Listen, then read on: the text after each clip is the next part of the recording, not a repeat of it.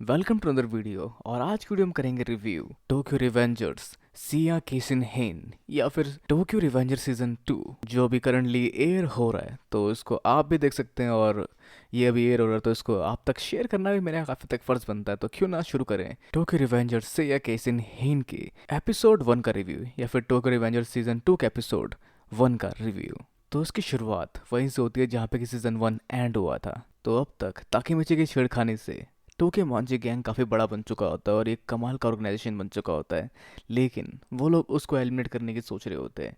जहाँ किसाकी मार देता है चीफ हुआ को और अब बारी होती है ताकेमिची की, लेकिन तभी कोई बचा लेता ताकेमिची को, जो बाजी जैसा लग रहा होता है। लेकिन ये होता है काजुतोरा। हाँ, ये वही है जिसकी वजह से बाजी मारा गया, या फिर इसी ने बाजी को मारा था। तो बाजी को मारने के बाद इसे जेल हो जाती है, जो अब तक खत्म हो चुकी है क्योंकि 12 साल बीत चुके हैं। और काफी तक नाराज है करंट में चल रहे टोके मांझी ग्रुप के हरकतों को लेकर। और वैसे यहाँ वो चीफ हुआ को बचाने आया था, ताकि मिची को नहीं। तो फ्लैशबैक में जब जेल से रिहा होता है काजुतोरा, तो उससे मिलने आता है चीफ हुआ, जो उसके साथ शेयर करता है सेम कंसर्न कि वो चिंतित है अभी की हरकतों को लेकर टोके मांझी गैंग के, जो कि लोगों से लूट खसोट करती है और औरतों पे भी हाथ उठाती है। और वो उसको चाहता है पहले की तरह बना पाना, जिस सब के लिए अकेले चीफ हुआ काफ़ी मेहनत कर रहा था। और ताकि मुझे को भी लगता है कि 12 साल जब वो समय ट्रैवल करके यहाँ पर आया, उस बीच ये बदल चुका होगा और उसने काफ़ी गलत काम भी किए होंगे, जहाँ अकेला करना पड़ा सब कुछ चीफ हुआ को। और ये चीज़ बद से बदतर हो गई और वो रोना शुरू कर देता है, क्योंकि वो भी चाहता है कि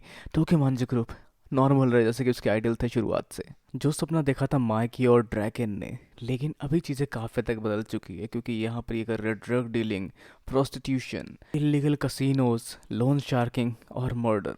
और काजुतुरा के हिसाब से ये वो बातें बिल्कुल नहीं थी जिसके हिसाब से गैंग बनाई गई थी। ये बनाई गई थी साथ देने के लिए, जहाँ ये लोग आपस में एक दूसरे के लिए जान तक दे सकते थे। और ताकि मिचे की भी आंखें नम हो जाती और वो चाहता है वही तोमान वापस। तो दोनों साथ में आगे बढ़ते हैं गाड़ी में, और ताकि मिची बहाना बनाता है कि मुझे कुछ साफ साफ याद नहीं रहता आजकल, क्या तुम बता सकते हो कि क्या हुआ अभी हाल फिलहाल में। तो माइक बदल चुका है, जिसकी वजह से तोमान कैसा हाल हुआ है, तोमान मतलब टोक्यो मांझी ग्रुप कैसा हाल हुआ है, जहाँ ताकीमिची को लगता है कि इसके पीछे किसी और का हाथ होगा। लेकिन जिस दौरान किसाकी मारने वाला था ताकीमिची को, पाचिन और पेयान मारे गए, मतलब उनका मर्डर हो गया। जिसका मतलब माइक ही बदल चुका है, वो अपने पुराने साथियों को मरवा रहा है एक एक करके, क्योंकि उसे पुराने साथियों पे अपने भरोसा नहीं रहा। और ऐसा माइक ही करवा रहा है, किसाकी बस उसकी बातें फॉलो कर रहा है। वो सच में काफी बुरा हो चुका है। और काजुतोरा माइके से बात करना चाहता है और वो चाहता है कि वो दूर रहे ब्लैक ड्रैगन से, जिससे वो किसाकी के वायलेंस से बचेगा और ब्लैक ड्रैगन के पैसे के इन्फ्लुएंस से ही बच पाएगा।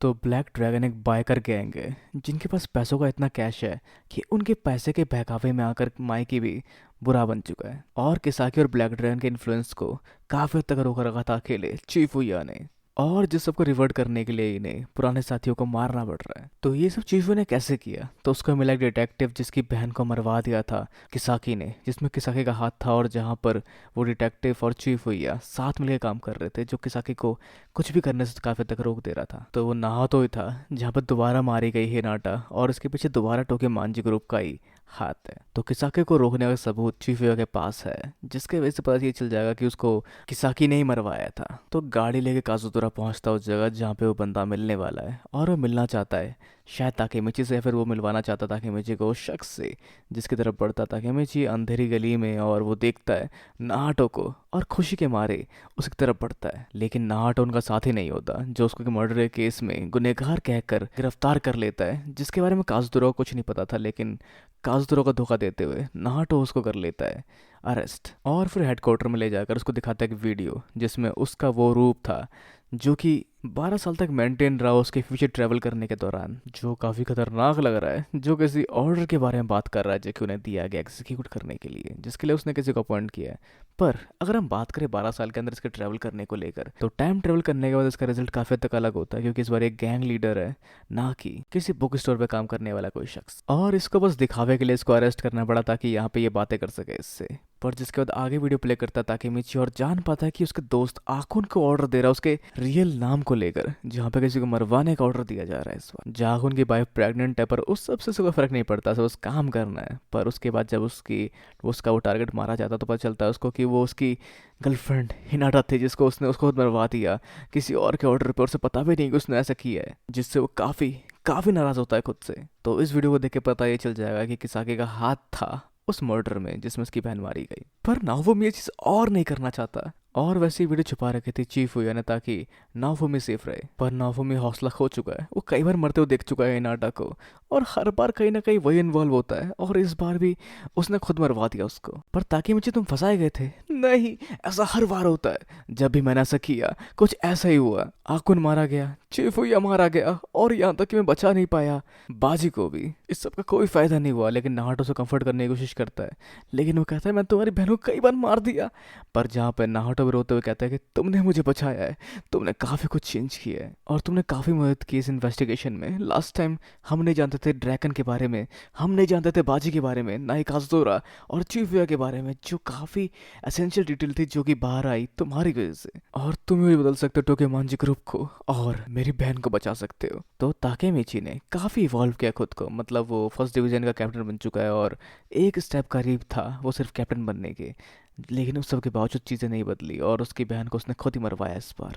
पर एक बात है जो नारुतो पॉइंट आउट करता है कि चाहे तुम कितनी बार भी समय में ट्रैवल करो, हर बार मेरी बहन मारी जाती है। पहली बार जब तुम इन्वॉल्व नहीं तो उस समय भी, तो कुछ ना कुछ कनेक्शन तो किसाकी और मेरी बहन को मरवाने को लेकर जैसा हर बार हो रहा है। तो शायद किसाकी कहीं ना कहीं ऑब्सेस्ड है तुम्हें और मेरी बहन को लेकर। और ऐसा हो भी सकता है क्योंकि आखिर में इसको मारने से पहले वो कहता है ठीक है मेरे रोंदो हीरो, मतलब शायद इस सीरीज टोमान गैंग से मिलने से पहले से भी किसाकी जानता होगा इसको और उसकी गर्लफ्रेंड को। तो ये आखिरी समय तुम्हें ये करना पड़ेगा, वरना तुम्हें जेल में डाल दिया जाएगा, और तुमसे मिलना मेरे लिए काफ़ी मुश्किल हो जाएगा। और अपना हाथ आगे बढ़ाता है नाहाटो ताकेमिची की ओर, ताकि वो टाइम ट्रेवल करके ये सब दोबारा बदल दे। तो ना जाने क्या होगा अतीत तुम्हारे और किसाकी के बीच का, लेकिन कहीं ना कहीं जुड़ा हुआ है मेरी बहन के हत्या से। तो देखते हैं कि क्या रिजल्ट निकलता है इसे बदलने पर। तो काफ़ी सारी चीज़ें क्लियर है कि काजुतोरा बदल चुका है, और साथ में ब्लैक ड्रैगन और किसाकी ही फिलहाल है टोमान ग्रुप को ऐसे बनाने के पीछे। तो अब जाना समय में पीछे और बचाना है हिना को, और साथ में बाकी लोगों को भी, जैसे आकुन और